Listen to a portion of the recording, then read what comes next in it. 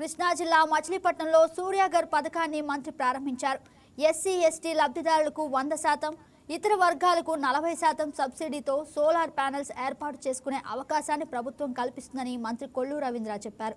విద్యుత్ సంస్కరణలో భాగంగా కేంద్ర రాష్ట్ర ప్రభుత్వాల సంయుక్తంగా తీసుకొచ్చిన సూర్యాగర్ పథకాన్ని ప్రజలు సద్వినియోగం చేసుకోవాలని ఈ సందర్భంగా మంత్రి పిలుపునిచ్చారు. ప్రతి నియోజకవర్గంలో 10,000 కనెక్షన్లు ఏర్పాటు చేయాలనేదే ప్రభుత్వ లక్ష్యమని అన్నారు. వచ్చినటువంటి ప్రతి అవకాశం వాళ్ళ కేంద్ర ప్రభుత్వం సూర్యగారి కింద వాళ్ళు స్కీమ్ ప్రకటిస్తే ఎక్కువ శాతం మన ఆంధ్ర రాష్ట్రాన్ని వాడుకుంటా ఉన్నాం.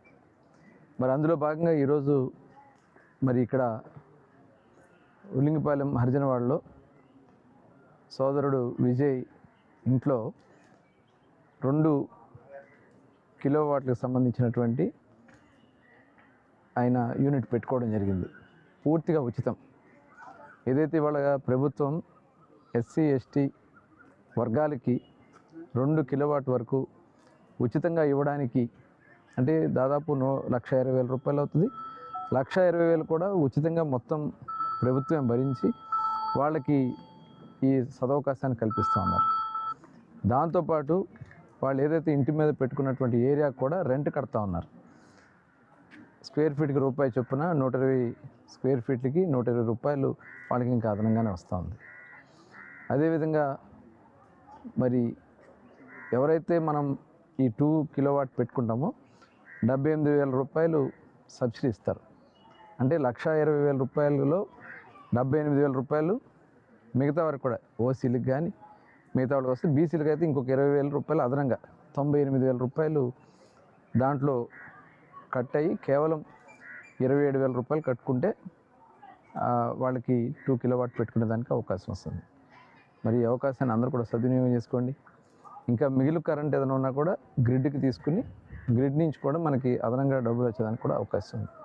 ఇవాళ ఈ ప్రభుత్వం చేస్తున్నటువంటి ఈ మంచి కార్యక్రమాలని కేవలం గౌరవ ముఖ్యమంత్రి గారు చేస్తున్నటువంటి నిర్ణయాల్లో ఇవాళ ఈ అవకాశం మనకు వస్తుంది. ఎందుకంటే 14-19లో ఆ రోజు ఉమ్మడి రాష్ట్రం విభజన జరిగే నాటికి 24 మిలియన్ యూనిట్ల లోట్లో ఆంధ్ర రాష్ట్రం ఉంటే 2019కి మిగులు కరెంటుతో మనం జగన్మోహన్ రెడ్డికి అప్పచెప్తే తర్వాత ఆయన మొత్తం కూడా అస్తవ్యస్తం చేసి ఆ రోజున పీపీఎల్ పవర్ పర్చేజ్ అగ్రిమెంట్లను కూడా రద్దు చేసి యూనిట్ కాస్ట్ అప్పుడు చాలా తక్కువ రేటు మనం తీసుకుంటే ఎక్కువ రేటుకి బయట వాళ్ళకి ఇచ్చి దాంట్లో కమిషన్లు కొట్టుకున్నాడు తప్ప మరి ప్రజాధనాన్ని లూటీ చేశారు.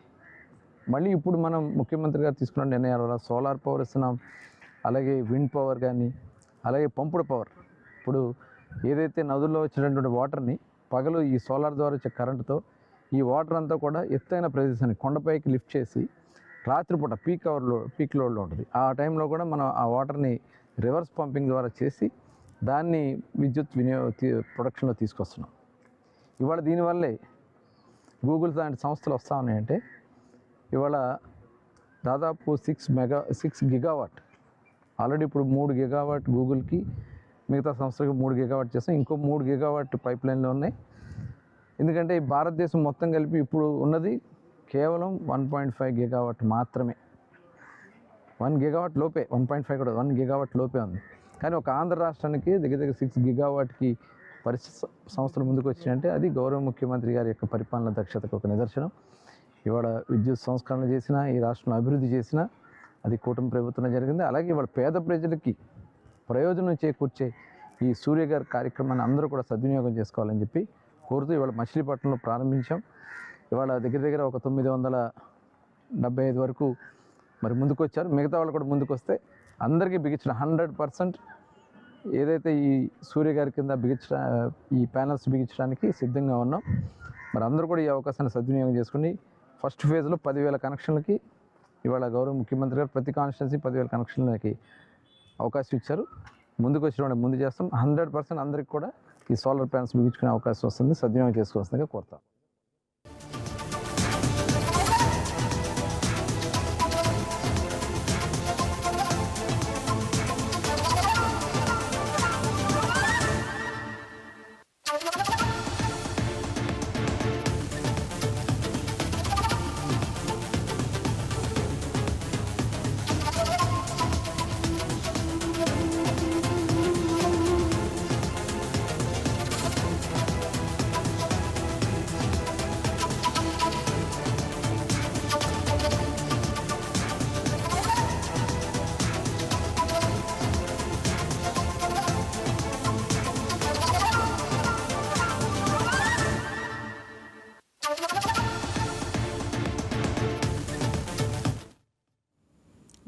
అబ్దుల్ నజీర్ తిరిగి ఇంటికి చేరుకున్నారు. ప్రస్తుతం ఆయన ఆరోగ్యం నిలకడగా ఉంది.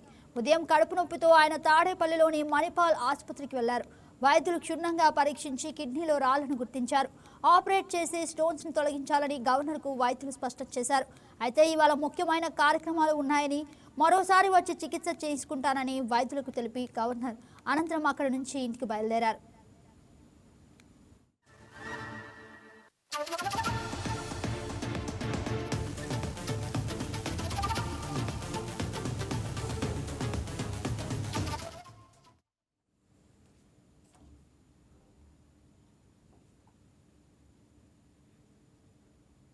ఇవాళ ఆంధ్రప్రదేశ్ హైకోర్టు నూతన ప్రధాన న్యాయమూర్తిగా జస్టిస్ లీసా గిల్ ప్రమాణ స్వీకారం చేయాల్సి ఉంది.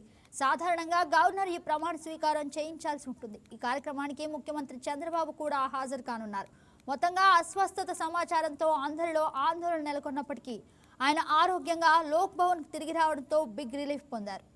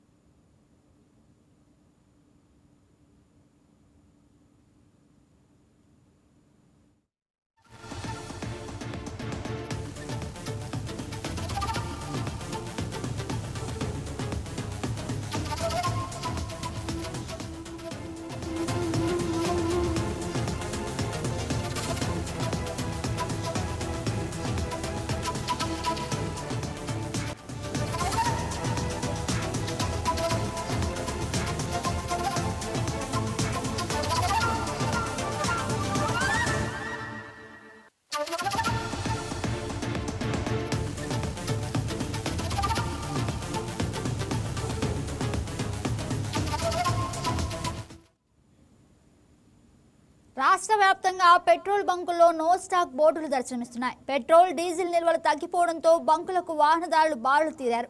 పశ్చిమ గోదావరి జిల్లా భీమవరం, ఉండి, నరసాపురం ప్రాంతాల్లో ఇంధనం కోసం భారీ క్యూ కట్టారు. ముఖ్యంగా వరి కోతలు, ఆక్వా సాగు జోరుగా సాగుతున్న సమయంలో డీజిల్ దొరక్కపోవడంతో ఆందోళన వ్యక్తమవుతోంది. పొలాల్లో ఉన్న మిషన్లు, ట్రాక్టర్ల కోసం డబ్బాల్లో డీజిల్ అడిగిన యాజమాన్యాలు నిరాకరిస్తుండటంతో రైతులు తిక్కుతోచని స్థితిలో పడిపోయారు. మరోవైపు మళ్లీ డీజిల్ అయిపోతుంది అనే భయంతో లారీలు, ట్రాక్టర్లు, ఆటోలు, బస్సులు క్యూ కడుతున్నాయి. యుద్ధ ప్రభావంతో నెలకొన్న సంక్షోభమా లేక కృత్రిమ కొరతతో తెలియక వాహనదారుల్లో భయాందోళన మొదలైంది.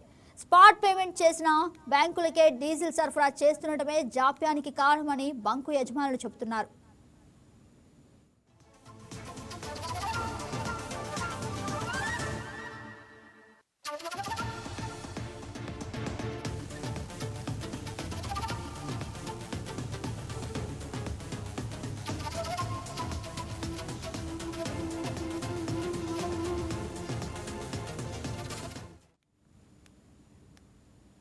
ఇదే అంశానికి సంబంధించి మరింత సమాచారం మా స్పెషల్ కరెస్పాండెంట్ మురళి అందిస్తారు. Murali, good morning. చెప్పండి, అసలు వాహనదారులు అక్కడ ఇబ్బంది పడుతున్నట్లు తెలుస్తోంది, అది నిజమా? మార్నింగ్ గగన ఉమ్మడి పశ్చిమ గోదావరి జిల్లా వ్యాప్తంగా అంటే వరి కోతలు స్టార్ట్ అవటం, అలాగే ఆక్వా రైతులకు సంబంధించి జనరేటర్లకి డీజిల్ అవసరం ఉన్న నేపథ్యంలో అయితే డీజిల్ వాడకం ఎక్కువగా ఉంటుంది. ఈ యుద్ధ సంక్షోభమో తెలియదు, లేకపోతే కంపెనీలు మాయాజాలమో తెలియదు. దీని కారణంగా అయితే పెట్రోల్ బంకుల వద్ద అయితే క్యూ లైన్లు ఉన్నాయని చెప్పవచ్చు. ఇప్పుడు మనం ఏలూరులోనే ఒక పెట్రోల్ బంక్ వద్ద ఉన్నాము. ఇప్పుడు చూడొచ్చు, సుమారు కిలోమీటర్ల మేర బారులు తీరిన పరిస్థితి అవుతుంది. వాహనాలు అంటే డీజిల్ వాహనాలన్నీ కూడా బారులు తీరి డీజిల్ కోసం అయితే వెయిట్ చేస్తున్న పరిస్థితి అయితే ఉంది. దీనికి సంబంధించి అంటే కోతల కారణంగా మిషనరీలు కూడా ఈ డీజిల్ అవసరం ఉన్న నేపథ్యంలో వరి కోతలు కానివ్వండి, ఆక్వా సాగు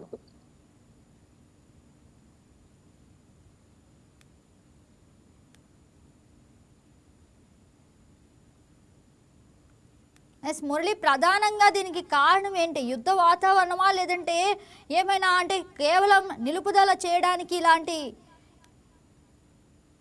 మురళి, మాట్లాడండి.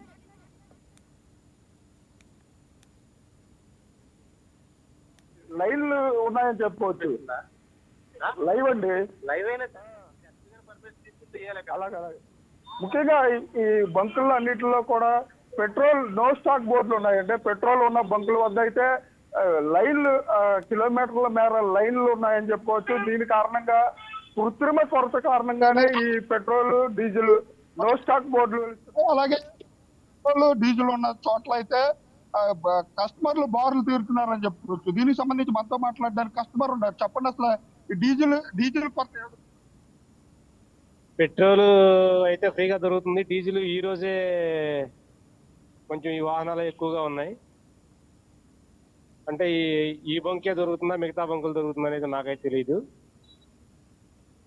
అలాగే అంటే ఉమ్మడి పశ్చిమ గోదావరి జిల్లా అంటే భీమవరం, నరసాపురం బంకులకు సంబంధించి అంటే ముఖ్యంగా హెచ్పి బంకులు వీటిల్లో అయితే డీజిల్ కొరత అధికంగా ఉందని చెప్పుకోవచ్చు. దీని కారణంగా అంటే చూడవచ్చు రోడ్డు పై వరకు కూడా క్యూ లైన్లో అంటే బళ్ళు, లారీలు, బస్సులు కూడా క్యూ లైన్ లో వెయిట్ చేస్తున్న పరిస్థితి అయితే ఉంది. డీజిల్ కొరత కారణంగానే ఇవన్నీ అని చెప్పుకోవచ్చు. ముఖ్యంగా డీజిల్ దొరకదని చెప్తున్న నేపథ్యంలో అయితే అంటే ఫుల్ ట్యాంకులు చేస్తున్నారు. అంటే కోతలకు సంబంధించి, మిషనరీస్ సంబంధించి అంటే టిన్నుల్లోనూ వాటిల్లో డీజిల్ కొట్టమంటే యాజమాన్యాలు కొట్టని పరిస్థితి అయితే ఉంది. దీనిపై ఇప్పటికే అంటే ప్రభుత్వానికి కూడా విజ్ఞప్తి చేస్తున్నారు. అంటే పూర్తిగా కోతల సమయం, అలాగే ఆక్వా చెరువులకు సంబంధించి కూడా డీజిల్ వినియోగం ఉంటుంది. ఈ డీజిల్ కూడా రైతులకు అందించాలని చెప్పి రైతులు కోరే పరిస్థితులు ఉన్నాయి. అలాగే వాహనదారులు ఉన్నారు. చెప్పండి, అసలు మీరు ఎంతసేపు నుంచి వెయిట్ చేస్తున్నారు డీజిల్? 2 గంటలు. 2 గంటలు అంటే ఏంటంటారు ఈ కారణం? కారణం ఏమో లేదు, నా పాయింట్ పోయిందా నేను వచ్చానండి. లైన్లో అటు వస్తే లైన్లో రమ్మన్నాడు. ఆ చివరి చెట్టు కింద నుంచి లైన్లోంచి వచ్చాను. అలాగే వాహనదారులు అందరూ కూడా, ఆటోలు కూడా వెయిట్ చేస్తున్న పరిస్థితి ఉంది. కిరాయిలు మానుకుని డీజిల్ కోసం వెయిట్ చేస్తున్న పరిస్థితి. మీరు అంటే నేను వచ్చి గంట అవుతుంది సార్, గంట అవుతుంది. అసలు హనుమాన్ జంక్షన్ నుంచి వస్తున్నాను, ఆయిల్ ఎక్కడ దొరకట్లేదు, చాలా ఇబ్బంది పడుతున్నాం. అసలు ఇప్పుడు బండిలో కూడా ఆయిల్ అయిపోయింది. అలా మహాచిరాకు వచ్చేస్తుంది. ఇట్లాగే తోసుకుంటూ వచ్చాను నేనైతే, జంక్షన్ నుంచి ఇట్లాగే తోసుకుంటూ వచ్చాను. వాహనదారులు కూడా పూర్తిగా ఇబ్బందులు పడే పరిస్థితి అయితే ఉంది. అంటే మెయిన్ రోడ్ల పైన కూడా డీజిల్ కోసం వెయిట్ చేస్తున్నారు. అంటే మీరు ఎంతసేపు నుంచి వెయిట్ చేస్తున్నారు? నేను ఒక అరగంట మట్టి చేస్తున్నాను, డీజిల్ కోసం వచ్చాను. ఎక్కడా లేదు, ఏలూరులో మొత్తం ఇక్కడికి వచ్చి ఆగాను. మురళి, అంటే ఓన్లీ డీజిలేనా లేదంటే పెట్రోల్ కి కూడా కొరత ఉందా? పెట్రోల్ కి సంబంధించి కొరత లేదనే చెప్పుకోవచ్చు. ముఖ్యంగా డీజిల్ కి అయితే కొరత ఉందని చెప్పుకోవచ్చు. ఓ పక్క అంటే ఉమ్మడి పశ్చిమ గోదావరి వ్యాప్తంగా వరి కోతలు ప్రారంభమయ్యాయి. వాటిలో మిషనరీకి డీజిల్ అవసరం ఉంటుంది. అలాగే ఆక్వా రైతులకు కూడా చేపల చెరువుల పైన, అలాగే రొయ్యల చెరువుల పైన కూడా ఎలివేటర్స్ కూడా డీజిల్ పై వర్క్ చేస్తూ ఉంటాయి. అలాగే అప్రకటిత కరెంటు కోత కారణంగా ఇండస్ట్రీస్ లో కూడా డీజిల్ వాడకం పెరిగింది. దీని కారణంగా అయితే డీజిల్ కి సంబంధించి పూర్తిగా కొరత ఏర్పడిందని చెప్పుకోవచ్చు. చాలా పెట్రోల్ బంకుల వద్ద అయితే మూసివేసిన పరిస్థితి అయితే ఉంది. డీజిల్ ఉన్న బంకుల వద్ద కిలోమీటర్ల మేర క్యూ లైన్లు దర్శనమిస్తున్నాయని చెప్పొచ్చు. గగన, మురళి, కేవలం ఉమ్మడి పశ్చిమ గోదావరి జిల్లాలో మాత్రమే ఇలా ఉందా లేదంటే మరి ఇంకా వేరే చోట్ల కూడా ఇదే పరిస్థితి నెలకొందా? ఇంకా 3 జిల్లాల్లో ఈ డీజిల్ కొరత ఉందంటూ కూడా ప్రచారం జరుగుతుంది. అంటే అటు ఈస్ట్ గోదావరి, ఇటు ఉమ్మడి పశ్చిమ గోదావరి, ఈ జిల్లాలకు సంబంధించి ముఖ్యంగా కొరత ఉందని చెప్తున్నారు. అంటే ఈ సమయంలో అంటే వరి కోతలు ఎక్కువగా ఉన్న కారణంగా మిషనరీస్ ఎక్కువగా డీజిల్ ఎక్కువగా వాడుతూ ఉంటారు, లారీలకి ఎక్కువగా వాడుతూ ఉంటారు.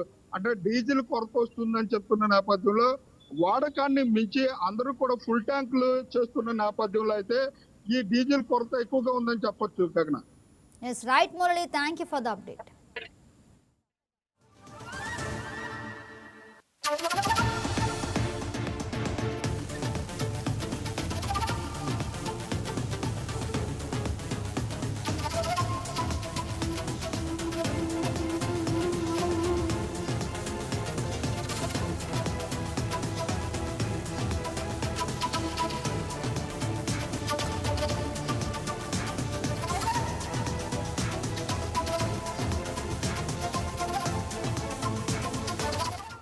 తిరుమలలో శ్రీ వెంకటేశ్వర స్వామి వారిని ఆంధ్రప్రదేశ్ శాసన మండలి చైర్మన్ కొయ్యే మోషన్ రాజు, మంత్రి డోలా శ్రీ బాలవీరాంజనేయ స్వామి వేరువేరుగా దర్శించుకొని ప్రత్యేక పూజల్లో పాల్గొన్నారు. దర్శనం అనంతరం ఆలయ అధికారులకు వారికి తీర్థ ప్రసాదాలు అందజేశారు. అనంతరం రంగనాయకుల మండపంలో వేద పండితులు ఆశీర్వచనాలు అందించారు. ఈరోజు కలియుగ ప్రత్యక్ష దైవం శ్రీ వెంకటేశ్వర స్వామి వారిని దర్శించుకోవడం జరిగింది. స్వామివారి దర్శనం చాలా సంతృప్తికరంగా జరిగింది. స్వామివారి కృపా కటాక్షాలు మాకు, మా నియోజకవర్గ ప్రజలకి మెండుగా ఉండాలని, అదేవిధంగా గౌరవ ముఖ్యమంత్రి వర్యులు ఈ రాష్ట్రాన్ని ఇచ్చినటువంటి పరిపాలనని పూర్తిగా అమలు చేసేందుకు భగవంతుని శక్తి ఇవ్వాలని చెప్పి మనస్ఫూర్తిగా కోరుకోవడం జరిగింది. ఈరోజు కలియుగ ప్రత్యక్ష దైవం శ్రీ వెంకటేశ్వర స్వామి వారిని దర్శించుకోవడం జరిగింది. స్వామివారి దర్శనం చాలా సంతృప్తికరంగా. జలవనరుల శాఖ మంత్రి నిమ్మల రామనాయుడు కుటుంబ సమేతంగా అన్నవరం సత్యనారాయణ స్వామిని దర్శించుకున్నారు. ఆలయంలో సత్యనారాయణ స్వామి వ్రతమాచరించి ప్రత్యేక పూజలు నిర్వహించారు. అనంతరం ఆలయ అర్చకులు వారికి ఆశీర్వచనాలు అందించి తీర్థ ప్రసాదాలు అందజేశారు.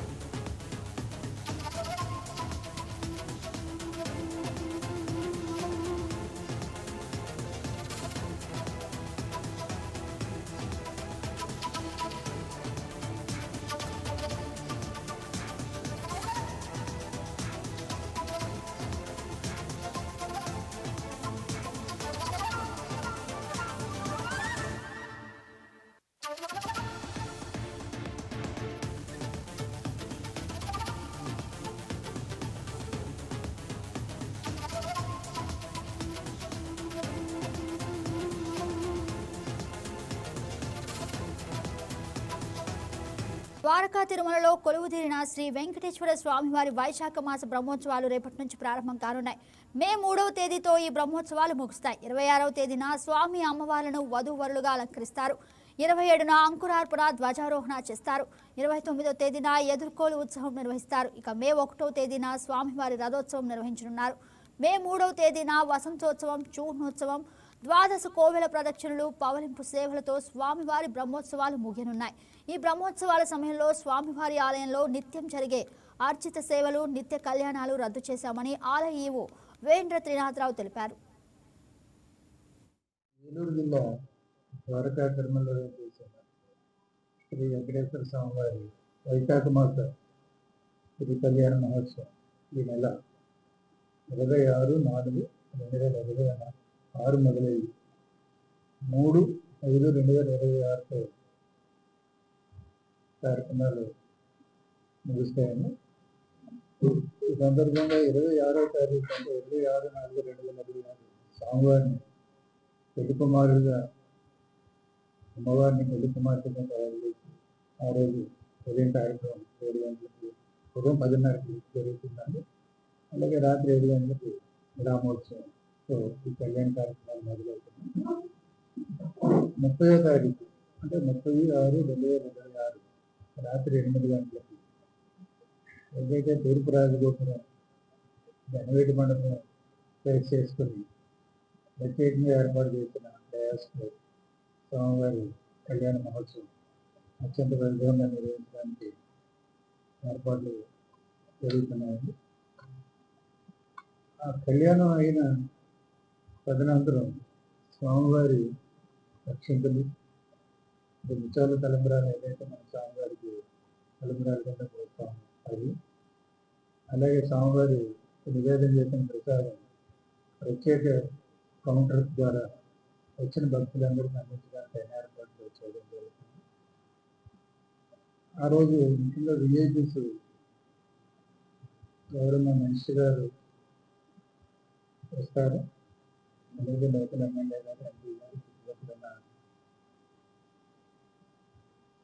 పొలిటికల్ నుంచి కానీ అఫీషియల్స్ నుంచి కానీ వస్తారు. వాళ్ళకి ఎటువంటి అసౌకర్యం కలగకుండా ఏర్పాటు చేయడంతో పాటు సామాన్య భక్తులందరికీ కళ్యాణం కల్పించడానికి వచ్చే భక్తులందరికీ విజిబుల్గా అంటే కళ్యాణం కంఫర్ట్గా చూసే విధంగా ఏర్పాటు చేయడం జరుగుతుంది.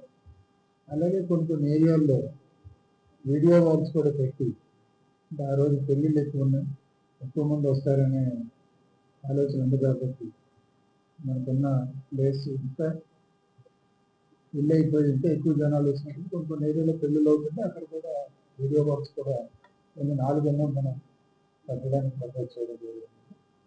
కళ్యాణం మర్నాడు యథావిధిగా రథోత్సవం మనకు ఏదైతే మనకి ఆనవాయితీగా ఈ పురవీధుల్లో జరుగుతారో స్వామివారి రథోత్సవం జరుగుతుంది. ఆ సందర్భంగా రథం ముందు సాంస్కృతిక కార్యక్రమాలు ఏర్పాటు చేయడం జరుగుతుంది. ఏలూరు జిల్లా ద్వారకా తిరుమల శ్రీ వెంకటేశ్వర స్వామి వారి వైశాఖ మాస శ్రీ కళ్యాణ మహోత్సవం ఈ నెల 26/4/2026 మొదలైంది.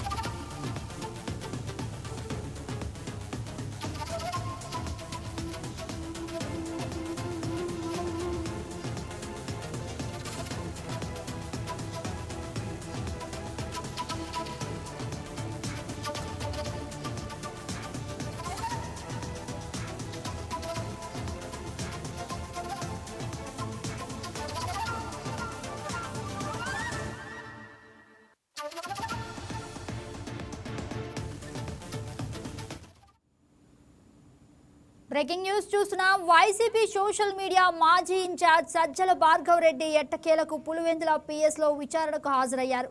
పులివెందుల డీఎస్పీ మురళీ నాయక్ ముందు విచారణకు భార్గవ్ రెడ్డి హాజరయ్యారు. భార్గవ్ రెడ్డితో పాటు A1గా వర్ర రవీందర్ రెడ్డి, అర్జున్ రెడ్డిపై పులివెందుల పిఎస్లో ఎస్పీ/ఎస్టీ కేసుతో పాటు సోషల్ మీడియాలో అసభ్యకర పోస్టులు పెడుతున్నారని కేసులు నమోదయ్యాయి. కేసులు నమోదైనప్పటి నుంచి సజ్జల భార్గవ్ రెడ్డిని విచారణకు రావాల్సిందిగా పోలీసులు నోటీసులు ఇస్తూ వచ్చారు. అయితే హైకోర్టు, సుప్రీంకోర్టులో కేసులు వేసి ఆయన తప్పించుకుంటూ వచ్చారు. అయితే అటు సుప్రీంకోర్టు, ఇటు హైకోర్టు 2 చోట్ల సజ్జల భార్గవ్ రెడ్డికి వ్యతిరేకంగా తీర్పులు వెలువడ్డాయి. ఈ క్రమంలోనే మరోసారి పులివెందుల డీఎస్పీ 41 నోటీసుని ఇవ్వడంతో సజ్జల భార్గవ్ రెడ్డి వాళ్ళ విచారణకు హాజరయ్యారు.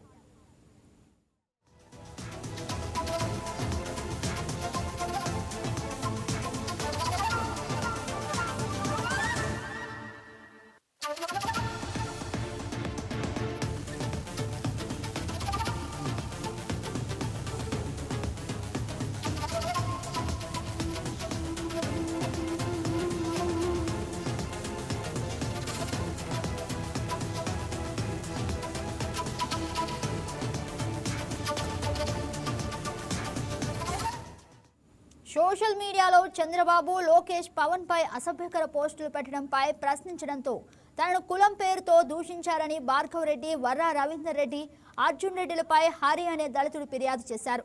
ఈ ఫిర్యాదు మేరకు కేసు నమోదైంది. అలాగే సోషల్ మీడియాలో అసభ్యకర పోస్టులపై కూడా కేసు నమోదైంది. ఈ కేసులో వివరణ ఇచ్చేందుకు పులివెందుల డీఎస్పీ ఎదుట సజ్జల భార్గవ్ రెడ్డి హాజరయ్యారు. దీనిపై మరింత సమాచారాన్ని మా ఏపీ బ్యూరో చీఫ్ సలాం అందిస్తారు.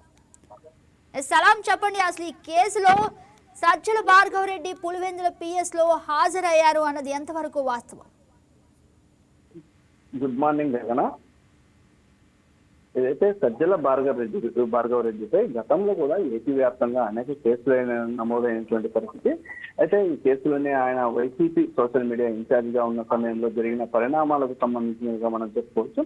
అయితే ఆయన పర్యవేక్షణలో సోషల్ మీడియా వింగ్ ద్వారా ఏదైతే సీఎం చంద్రబాబు నాయుడు గారిని, డిప్యూటీ సీఎం పవన్ కళ్యాణ్ కూటమి నేతలు అదేవిధంగా వారి కుటుంబ సభ్యులపై అభ్యంతర పోస్టులు పెట్టించారనేది ప్రధాన ఆరోపణ. ఈ నేపథ్యంలో ముఖ్యమంత్రి చంద్రబాబు నాయుడుతో పాటు పవన్ కళ్యాణ్, నారా లోకేష్, హోంమంత్రి వంగలపూడి అనిత వంటి నేతల ప్రతిష్టకు భంగం కలిగించారనేటటువంటి కారణంపై మనకు రాష్ట్ర వ్యాప్తంగా సుమారు 14 కంటే ఎక్కువ కేసులు నమోదైనటువంటి పరిస్థితి. మంగళగిరి, గుడివాడ, కదిరి, ప్రకాష్ నగర్, మాచర్ల వంటి పలు చోట్ల నమోదయ్యాయి. ఐటీ చట్టము సెక్షన్ 67తో పాటు భారత న్యాయ సంహితలోని వివిధ సెక్షన్ల కింద పోలీసులు కేసులు నమోదు చేశారు. అయితే పులివెందుల SC/ST అట్రాసిటీ కేసు అంటే ఇది ఆయనపై నమోదైనటువంటి అత్యంత కీలకమైన కేసుల్లో ఇది ఒకటి. అంటే సింహాద్రిపురం మండలానికి చెందినటువంటి హరి అనేటటువంటి వ్యక్తి ఈ సజ్జల భార్గవ రెడ్డిపై ఫిర్యాదు చేశారు. సోషల్ మీడియా పెట్టేటటువంటి పోస్టుల గురించి ప్రశ్నించేందుకు తనను కులం పేరుతో దూషించారని ఇక్కడ హరి ఫిర్యాదులు ఇవ్వడం జరిగింది. అదేవిధంగా ఈ కేసులో A1 వర్రా రవీంద్రారెడ్డి అయితే సజ్జల భార్గవ రెడ్డి A2, అదేవిధంగా అర్జున్ రెడ్డి ఈ ముగ్గురిపై మొత్తం నాన్ బెయిలబుల్ కేసులు నమోదైనటువంటి పరిస్థితి. అయితే ఎన్నికల సమయంలో ప్రజలను తప్పుదోవ పట్టించేలా వ్యవహరించారనేటటువంటి ఆరోపణలపై CID కూడా వీరిపై కేసులు నమోదు చేసింది. అయితే ఈ నేపథ్యంలో ముందస్తు బెయిల్ కోసం ఆయన చేసినటువంటి ప్రయత్నాలు ఏదైతే సజ్జల భార్గవ రెడ్డి చేసినటువంటి ప్రయత్నాల్లో హైకోర్టు కొన్ని సందర్భాల్లో తాత్కాలిక ఊరట ఇచ్చినప్పటికీ సుప్రీంకోర్టు మాత్రము ఇలాంటి పోస్టులను తీవ్రంగా పరిగణించి శిక్షార్హమైనట్టుగా పేర్కొంది. అయితే ఆయన విచారణకు అందుబాటులో ఉండకపోవచ్చినటువంటి అనుమానంతో గతంలో కూడా పోలీసులు లుకౌట్ నోటీసులు జారీ చేశారు. అయితే ఎట్టకేలకు పులివెందుల DSP ముందు సజ్జల భార్గవ రెడ్డి హాజరైనటువంటి పరిస్థితి. అంటే ప్రధానంగా ఈ కేసు కూడా ఏదైతే సోషల్ మీడియా వేదికగా విద్వేషాలు రెచ్చగొట్టడంతో పాటు అక్కడ హరి అనేటటువంటి వ్యక్తి ఇచ్చినటువంటి ఫిర్యాదు మేరకు పోలీసులు కేసు నమోదు చేశారు. ఈ కేసుకు సంబంధించి ప్రస్తుతం ఆయన పులివెందుల DSP మురళీ నాయక్ ఆధ్వర్యం సమక్షంలో ఆయన విచారణకు హాజరయ్యారు. అంటే 2024లో ఈ పులివెందుల PS లో ఈ కేసు నమోదైనటువంటి పరిస్థితి. ఈ నేపథ్యంలో ఈయన DSP మురళీ నాయక్ ముందు విచారణకు హాజరైనటువంటి పరిస్థితి. అదే మొత్తం మీద దీని గురించి ప్రధానంగా విచారణలో పోలీసులు దాదాపు 100కు పైగా ప్రశ్నలతో కూడినటువంటి జాబితాను ఆయన ముందు ఉంచేటటువంటి అవకాశం ఉంది. చాలా ప్రశ్నలకు ఆయన ఇచ్చేటటువంటి సమాధానం ఏ విధంగా ఉంటుంది అనేటటువంటి కోణంలో కూడా పోలీసులు విచారణ కొనసాగించనున్నారు. గతంలో కూడా వర్రా రవీంద్రారెడ్డి ఇచ్చినటువంటి వాంగ్మూలము అదేవిధంగా డిజిటల్ ఆధారాల మేరకు పోలీసులు కొన్ని ప్రశ్నలు సంధించేటటువంటి అవకాశం ఉంది. మొత్తం మీద ఎట్టకేలకు ఆయన హైకోర్టు ఆదేశాల మేరకు విచారణకు హాజరు కావాల్సి వచ్చింది. లేకుంటే ఖచ్చితంగా అరెస్ట్ చేసేటటువంటి అవకాశం ఉన్న నేపథ్యంలో ప్రస్తుతం ఆయన పులివెందుల DSP ముందు విచారణకు హాజరైనారు. జగన్ సలాం, ముఖ్యంగా మనం ఇక్కడ చూసినట్లయితే అంటే SC/ST అట్రాసిటీ కేసు పేరిట ఆయన్ని వాళ్ళు విచారణ చేస్తున్నారా లేదంటే సోషల్ మీడియాలో అసభ్యకర పోస్టులు పెట్టినందుక? అంటే మొత్తం మీద 2 కేసులు. అంటే మామూలుగా మనకు రాష్ట్ర వ్యాప్తంగా 14 కేసులు నమోదయ్యాయి. అయితే కొన్ని కేసుల్లో హైకోర్టు కాస్త ఆయనకు ఊరట ఇచ్చేటటువంటి ప్రకటనలు ఇచ్చింది బెయిల్ పై కానివ్వండి. అయితే తాజాగా ఏదైతే 2 కేసులు అంటే సోషల్ మీడియా కేసులతో పాటు అదేవిధంగా పులివెందులలో ఏదైతే హరి ఇచ్చినటువంటి కేసు మేరకు కూడా ఈ విచారణ సాగేటటువంటి అవకాశం ఉంది. అయితే ఇప్పటికే హరి ఇచ్చినటువంటి ఫిర్యాదుపై ఇప్పటికే పోలీసులు SC/ST యాక్ట్ కింద పోలీసులు కేసు నమోదు చేసినటువంటి పరిస్థితి. అదేవిధంగా అంటే ప్రస్తుతం విచారణకు హాజరైనటువంటి క్రమంలో ఇక్కడ హరి ఇచ్చినటువంటి ఫిర్యాదులు కూడా మనం చూస్తే ఏదైతే సోషల్ మీడియాలో తాను ఏదైతే పోస్టింగ్ చేసినటువంటి దానిపై తాను ప్రశ్నించినందుకు తనను కులం పేరుతో దూషించారనేటటువంటి ఫిర్యాదు ఇచ్చిన నేపథ్యంలో ఈ క్రమంలో సోషల్ మీడియా సంబంధించి కూడా ఆయనను విచారణలో ప్రశ్నలు సంధించేటటువంటి అవకాశం ఉంది. అయితే విచారణ తర్వాత పోలీసులు ఎలాంటి ప్రశ్నలు అడిగారు, సజ్జల భార్గవ రెడ్డి ఎలాంటి సమాధానాలు చెప్పారు అనే దానిపై పూర్తి క్లారిటీ వచ్చేటటువంటి అవకాశం ఉంది. గగన రైట్ సలాం, thank you for the update.